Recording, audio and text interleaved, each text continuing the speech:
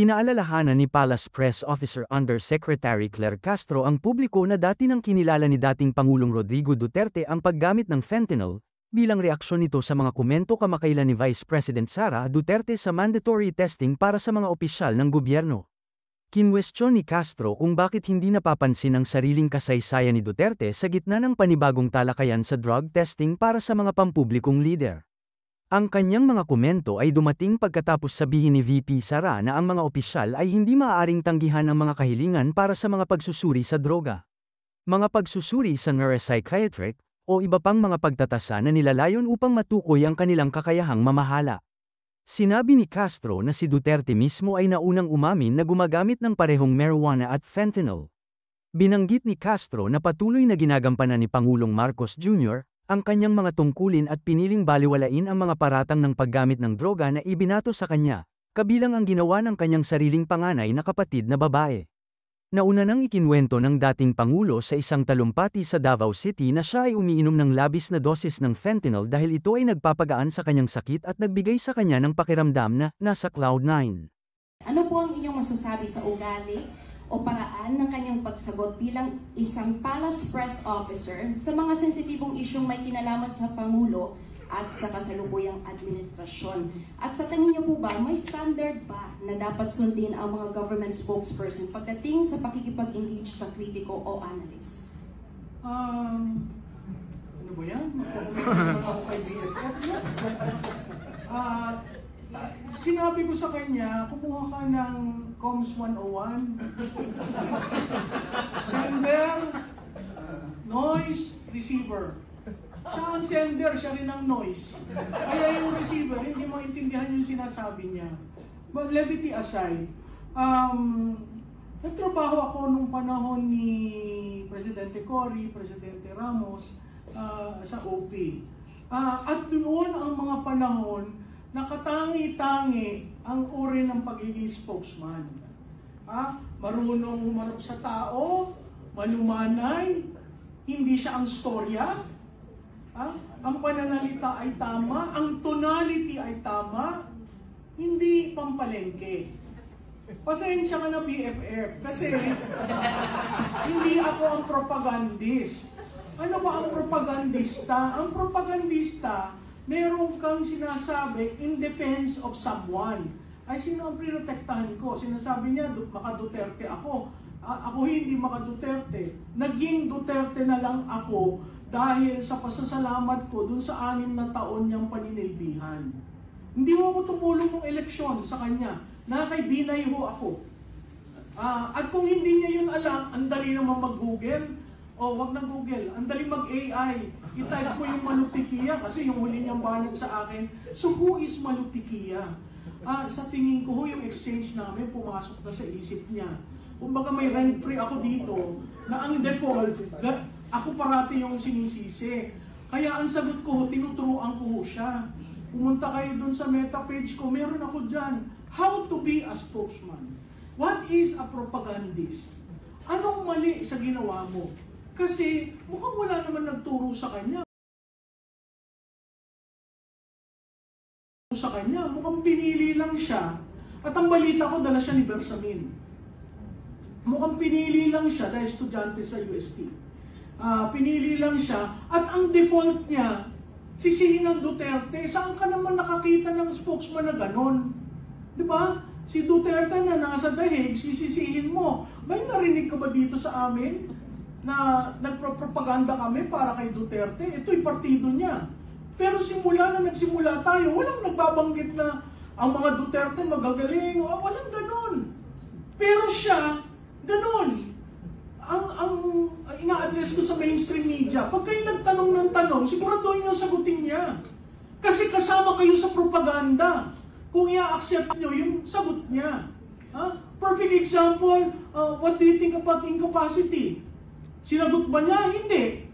Ang pivot niya ay yung mga Duterte, dapat tanungin yan. Yung mga yung baha, nagsimula sa mga Duterte. Kaya nung tinatanong ko siya sa datos, hindi nga siya spokesman, ang pangalan niya, Press Information Officer. Information. Dalhin mo sa usapin ng datos, wala siya. Pero dalhin mo dun sa pastusan, nandun siya. Diba? Ang tanong ko sa mga nasa Malacanang, hindi nyo ba ginagalang ang institusyon ng presidente? Hindi nyo ba ginagalang yan? Kasi hindi lang kayo ang mag-occupy yan. Ipapasa nyo yan sa susunod na liderato. Anong ipapasa nyo kung yung institusyon sira dahil kay Claire Castro? Oo, dadalhin ko sa kanya. Kasi nakakahiya. She is not communicating. She is the propagandist. Ha? Kasi paano? Ako, tinawag ka ako propagandista. Sabi ko, anong proof mo? Ako ba'y binabayaran ng mga Duterte? Hindi. Kliyente ko ba sila? Hindi. Kaya nga ang sinabi ko, ako'y Pilipino, mahal ko ang bansa ko, magkokomentaryo ako. Hanggat ikulong ako ni John Vic Remulla. Diba? Kasi inciting to sedition na wala mga akong sinabi na ibagsak ang administrasyon. Ito, example na. So, really, ang appeal ko kay Secretary Dave Gomez, si Dave Gomez is a man drilled on communication, crisis communication. Pwede ba? Alsin nyo na siya. Kasi kung gusto nyo makabawi ang Pangulo sa tiwala, yung trust rating, trinak namin yan. Simula ba nung naging spokesperson siya, ano ang trust rating ng presidente? Dumadaos-os. Partially because of her. Tapos yan ang magiging bridge mo sa various audience to explain a policy, a program, what is happening. Kaya yun yung mga beat reporter sa Malacanang, natutuwa ako dahil maanghang lang na magtanong. Ikaw, ito bang approach mo? Alam ni Presidente, kay Ivan Mayrina ng GMA7, saludo ako sa iyo, tinanong mo, anong sinagot? At a-accept niyo yun as gospel truth? Nakakahiya naman po dahil ang institusyon ng Presidente, hindi lamang kayo ang mag-o-occupy niyan. Sang total ng lahat ng Presidente. At kung titingnan niyo yung mga spokesperson ng previous President, napakagagaling, manumanay, hindi sila ang unang mapikon. O dun sa exchange namin, sabi ko nga, mahina ito eh. Maglagay ka ng trap, kinakagat. Diba? Ilang beses ako nag-trap. Kaya alam kong hindi marunong sa messaging, hindi marunong sa comms, kasi kagat siya ng kagat. Tapos ang depensa niya, sarili na niya. Diba? Ay, bakit sarili mo? Hindi ba yung principal mo dapat ang dinidepensahan mo? Kaya nagiging pikon, nagiging namumula, humahaba yung liig. Diba? Kaya nga, ang sabi, no? The number one cardinal rule of a spokes, never be the center of the discussion at wag mapikon. Kasi you represent the institution. Ngayon, talagang palengkera ka, at yun ang gusto nila, palengkera, kawawa naman ho ang Malacanang. The report circulating online that you are being eyed to replace Secretary Boying Remulla as the Secretary of the DOJ. Did the President reach out to you and discuss the possibility? Unang-una po, hindi po natin alam kung saan nagsimula yan. So, wala pong katotohanan yan. But will you accept, ma'am, the position if the President offered it to you? Hypothetical question. I cannot answer. Next question, Ivan Mayrina, GMA News. Yusek, good morning. Pinakahuli lamang po sa mga nanawagan na buksan ang mga ICI proceedings sa iyang Iglesia ni Cristo. Alam ko ho, kahapon lang sinabi ninyo that the President respects the independence of the ICI at hindi siya manghihimasok. But surely that doesn't prevent him from recommending or at least taking a stand for transparency dahil ang panawagan po sa kanya ay pangunahan ang transparency and ultimately the credibility of the ICI that he himself built or created. Tama po. Ang Pangulo po sa lahat ng mga pagkakataon gusto may transparency. Sa lahat ng pag-iimbestiga, dapat may transparency, walang tinatago.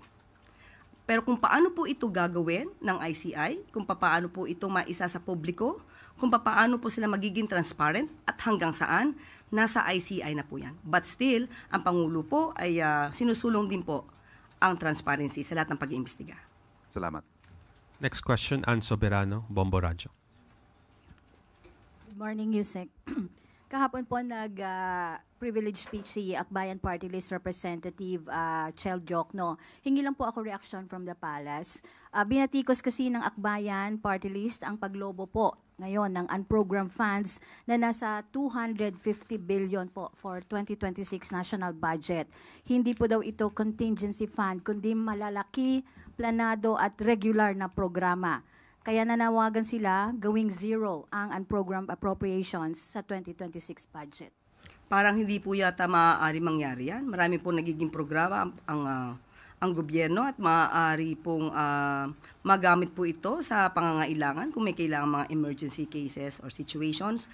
But tandaan po natin, hindi naman po ito nagagasta basta-basta. Katulad na sinabi natin kahapon, kahit po ito ay nasa UA or unprogrammed appropriation, ang ibig mo sabihin nito ay hindi po ito agad-agad makukuha kung wala pong sapat na dokumento. Kaya malinaw din po na mababantayan ang anumang pondo na masasabi natin nasa under unprogrammed appropriations.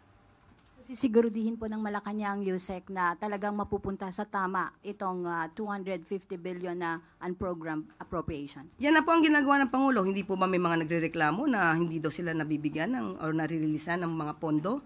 Yan po ang ginagawa ng Pangulo dahil po ito ay nasa ilalim po ng conditional implementation. Ibig sabihin po, pinangangalagaan ng Pangulo ang pondo ng bayan. Salamat, Yusek. Next question, Let Narciso, DZRH. Good morning, Yusek. Ma'am, ngayong may bago na pong ombudsman, na kabisado rin naman yung isinasagawang investigasyon dito sa mga anomalya sa flood control projects. Is there a possibility na i-abolish ang ICI at ipaubayan na lang sa ombudsman ang pag-iimbestiga?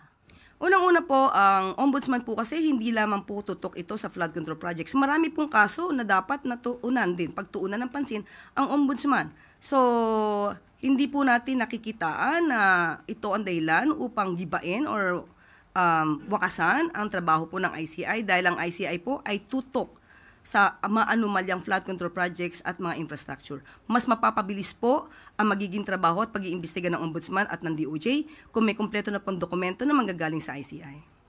Pero may mga opinion po kasi na parang kung at the end of the day, sa ombudsman din naman yung bagsak nung ipafile ng mga kaso ng ICI. Parang bakit gumagastos pa tayo sa isang independent body?